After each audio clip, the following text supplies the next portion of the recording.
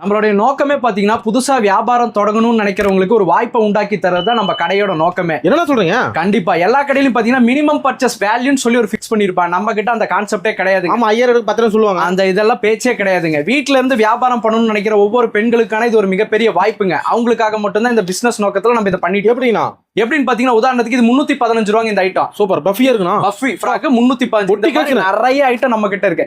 இது 315 ரூபாய்ங்களா? இதுல 3 பீஸ் கூட வியாபாரம் பண்ணணும்னு நினைக்கிறவங்க எடுத்து வியாபாரம் பண்ணி முயற்சி பண்ணி பார்க்கலாம். பரவாயில்லையா? என்ன சொல்றீங்க? தாராளமா பண்ணலாம். அதுக்கான ஒரு நோக்கம் தான் நம்மளோட எண்ணமே. ஒரு செட்டுக்கு 3 பீஸ், செட்டுக்கு 3 பீஸ் எடுத்து வியாபாரம் பண்ணி பார்க்கட்டும். கொரியர் இருக்கு, தாராளமா கொரியர் அவைலபிள் இருக்கு. கொரியர் காஸ்ட் மட்டும் எக்ஸ்ட்ரா வரும். இது பாத்தீங்கன்னா ஜஸ்ட் 280 ரூபாய். இந்த மாதிரி சோழி டைப்ல வரும் 280 ரூபாய் இருக்கு.